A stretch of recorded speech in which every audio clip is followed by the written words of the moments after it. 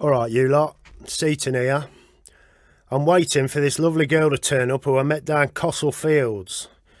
She had eyes as green as novelty matches and stood with a vacant, faraway look in her eyes, the sort that meant she had a bit more thought in her rather than the other way round.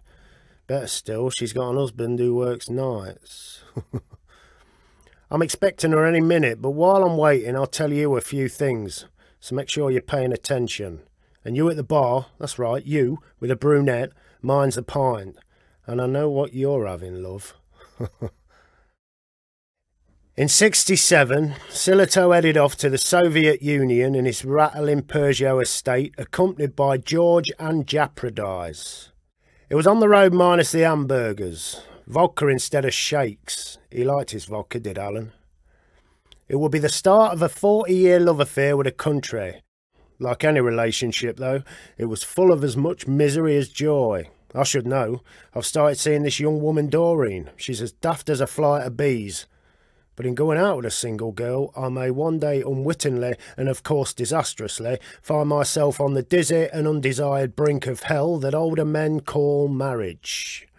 An even more unattractive prospect than coming one day face to face with some husband's irate and poised fist.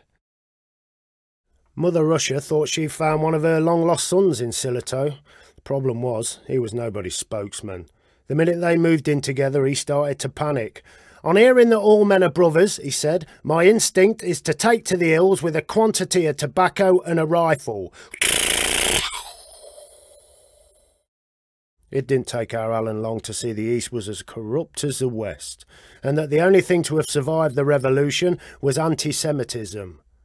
The relationship turned sour, and by the 70s, while your lot were worrying about the length of your bell-bottoms, Sillito was campaigning on behalf of Soviet political prisoners. One of them he helped to defect was Anatoly Kuznetsov. People don't change, and neither do countries. The Russians are still banging up anybody who dares to speak out, like this Pussy Riot lot, which just goes to show that you're fighting from the minute you're born to the day you die. We like a good scrap in Nottingham. From the Great Cheese Riot of 1766 to the frame breakers of 1811.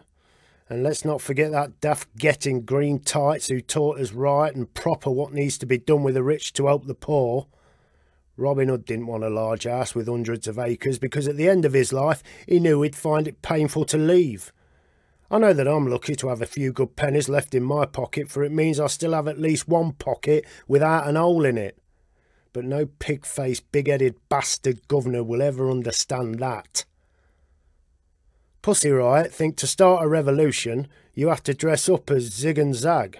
A balaclava will never do the job of a rifle, though their singing would prevent me going anywhere near a church. Now, I can't say I stood there reflecting like an honest man on good and evil, or worried about what madness it was that made them emulate Zig and Zag, because it would be a lie if I said I did. But it was something to my credit that I stood there at all and watched them on the news on that day in August. That was when a pot-bellied judge spoke to a pot-bellied president who decided the best punishment for a rowdy group of singers who sound like a spade being dragged across cement was 2 years filling their guts with slumgullion. They were convicted of hooliganism on the grounds of religious hatred, when we all know that the only hatred was that of the Kremlin governor for anyone daring to show him a mirror. Don't fool yourself that things are any better here, because they're not. If our youth sing out of tune, you plonk 'em onto the X Factor until the cash tills ring in and out like the bells of hell. And as for harsh prison sentences, let's not forget about those 2 youths handed 4 years in the clink for setting up Facebook pages encouraging people to riot. They should have been given medals. It's a different rule for them and a different rule for us, and it always has been that way and always will. Look at Margaret Moran, the politician that fiddled 53 grand in expenses.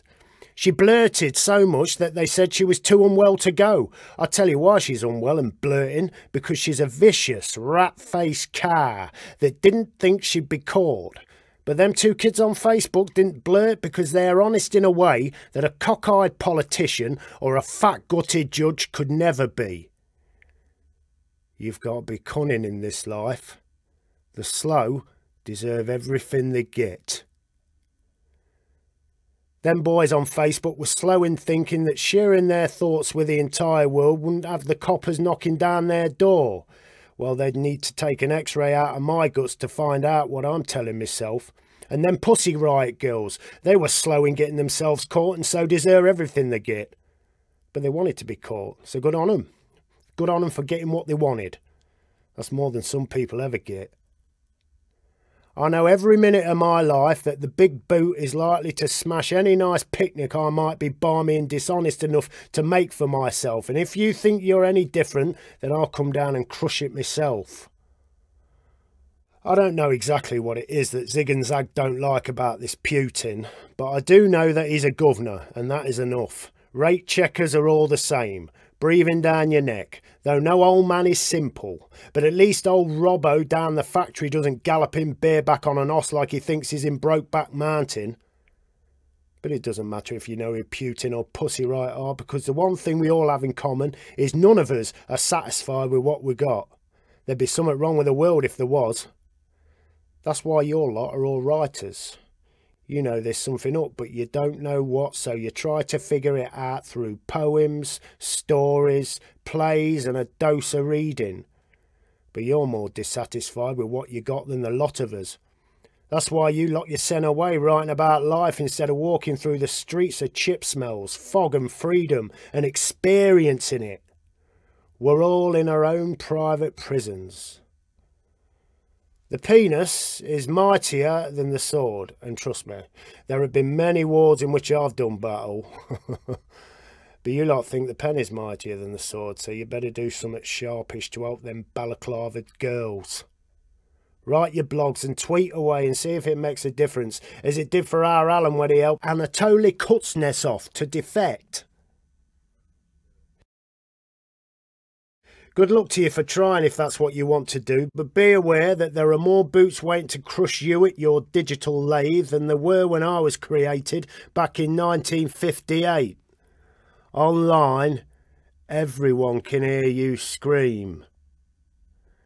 When Silato criticised the establishment, the Daily Express claimed he was a Homo Sovietus, which meant he had difficulties getting into America, the birthplace of his missus, Ruth. Though it's not such a bad thing being kept out of America, and better still away from the bastard-faced in-laws. If you choose to write in support of Pussy Riot, remember Silato's story and the ideological jails they made for him when he dared to speak out.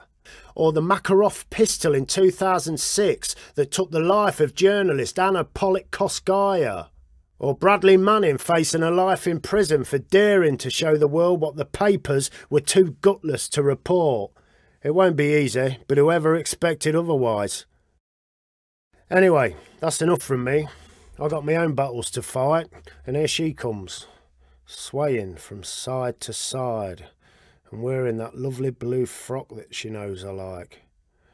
But hang on a minute, she's pulling something out her handbag.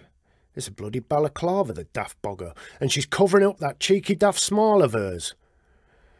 Right, you lot. Get right in now and get them girls out of jail quick. I can't take a woman down a bobbo looking like that.